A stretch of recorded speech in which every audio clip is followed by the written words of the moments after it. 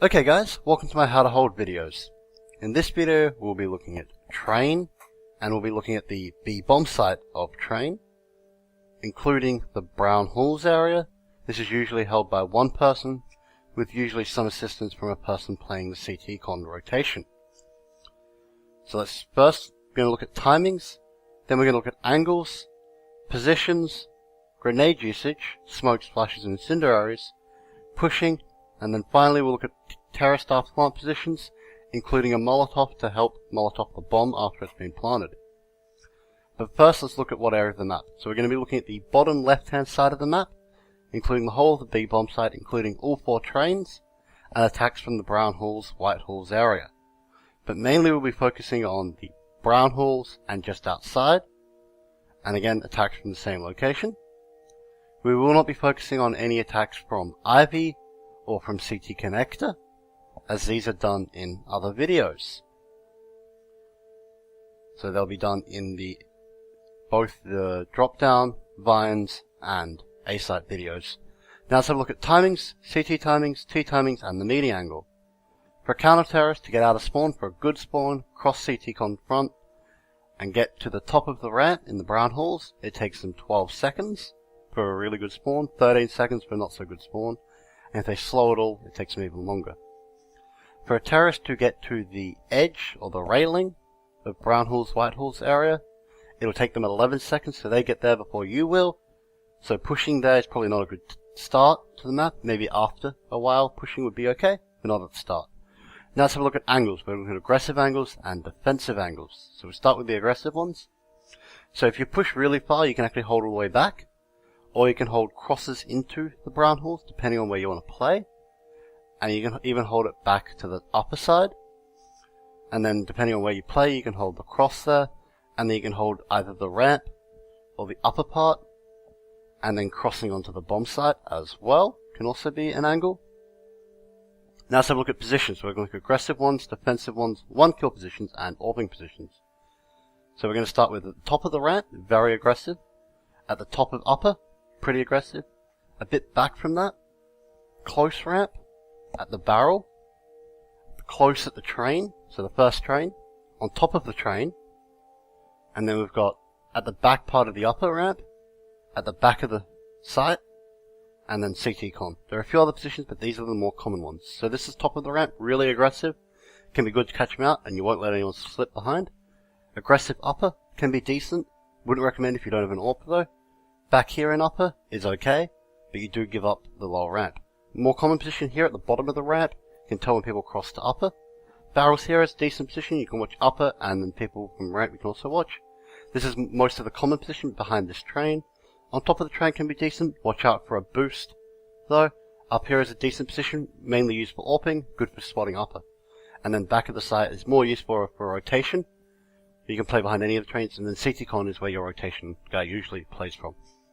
AWPing positions, you can AWP aggressive upper, very common. You can AWP passive upper, also kind of common, usually you have someone playing ramp. Back of the site, again more if you're rotating from vines, works quite well. CT con also, you can AWP either from here to upper. Now let's have a look at grenades. We're looking at smokes, flashes, and incendiary grenades. So we'll start with the smokes. So if you're playing aggressive ramp, you can pop a smoke, it's not very useful, but it might deter them, but they can still jump off the rails and see if you push up too far. But it might just stop them pushing through that smoke. If you're at the bottom of the ramp, you can actually pop a smoke that lands on the ramp. So this is actually quite useful, but it does give them control to the upper side. So just be wary of that. You really want to be able to spot them. Once you spot them go upper, then yeah, throw the smoke. If you're in upper, you can just pop a smoke and you can deny them control of upper. So then they get control of lower those, but you can use this to then watch lower and not really have to worry about upper so much. If you're at the barrel here, you can throw a smoke either direction. So this one here is for lower, and you just watch upper. So you're just splitting the area into one angle instead of two you have to watch. If you're behind this train, popping a smoke in lower can work quite well because you don't actually have control of upper. So you pop the smoke, you can watch upper. Works quite well. And you want to throw it as back as you can so they can't cross across the trains. If you're on the train, you can throw a smoke in upper. This is probably your best bet, and you can watch lower. It's a bit easier for them to kill you from upper than it is from lower, so you smoke off upper. Works a lot better. If you're Playing passive upper, you can also do a smoke. Again, this works well if you probably don't have an AWP. If you've got a rifle, works a bit better, because now they have to run through smoke and they can't peek you. But you still give up control of lower. If you're rotating in, and you want to help out someone playing B site, smoking upper is a really good way of doing it, because then they can just watch lower. Mostly if they've given up control of upper. So they're either playing too passive, or someone's already crossed. Flashbangs, you can bounce one off the ramp here if you want to play aggressive. This flashes people here, it won't flash people far back though. So it'll only flash them close. If you want to flash them far back, bouncing off this will work a bit better, and it flashes them further back. Just be worried about the horseshoe corner, they don't flash there very well. If you're playing aggressive upper, flashes work the same way. This one's a good one, because it will flash far back, it will flash everywhere in your angle. If you're running into the upper, you can just throw a flash along the ground, and it will flash the same, but it flashes a little bit closer. You can also use the wall to flash. This is a two-handed flash bouncing off the wall, and this gets a lot closer, but it allows you for a little bit of a peek. Just be wary of people in the far wide halls. You can also do an underhand flash, which has pretty much the same effect. But again, be wary of people past the railing. If you're playing close here, and maybe you've spotted some guy going upper, you can pop a flash. It'll just delay them. You can get assistance from CT spawn. You can even flash a bit further in, depending on where your position is. And this will flash about the same area. It bounces up on the ramp, gets them close, won't get them far. If you're playing at the barrels, you can flash if you really need to. This does kind of give away your position, but it will slow them down coming from the ramp. So if you're waiting for a rotate, it works quite well. Flashing upper works a lot better. So this will stop people picking from upper. And again, it's much easier for them to pick you from upper from that position. Playing at the default here behind the train, flashes work quite well. Mainly delaying, so you spot some guy, you spot noises, throw a flash, you can hear more noises, call a rotate. You can also use the bomb train to throw a flash. This is more if they're already pushing, so they've thrown their smoke. You can flash straight into that smoke. You can also flash upper. And again, it can be useful, slows them down, forces anyone who's going to pick go backwards. If you're on the train, you can throw it over these railings and flash it into the brown halls. This works well if you have a teammate. So your teammate wants to push, you can pop a flash in. You can do an underhand flash across the train, and again, slows them down, allows you to call for rotate, allows you to reposition. If you're playing passive upper, there's really only one flash that can't really be seen very well, which is underhand flash. You can just throw a normal flash in, but it's very easy to spot. And below, you just throw a flash near the hammer and sickle. And again, delaying. So mainly what you're doing, if you're playing solo on the B, you're just delaying them as much as you can to call for your rotation. And then you're gonna, as soon as they start pushing, you flash them, you slow them down, get your rotations coming in. And it's quite easy to hold if you have 2 or 3 people watching it. And if they push you, here some flashes that can work. And then this flash here flashes upper, not very well, just be careful. But it can work quite well if they're in the right position. If you're rotating in from CTCon, you can just roll a flash out, and this will flash anyone looking at CTCon. If they're not looking at CTCon, but you think it might be upper, this flash will do.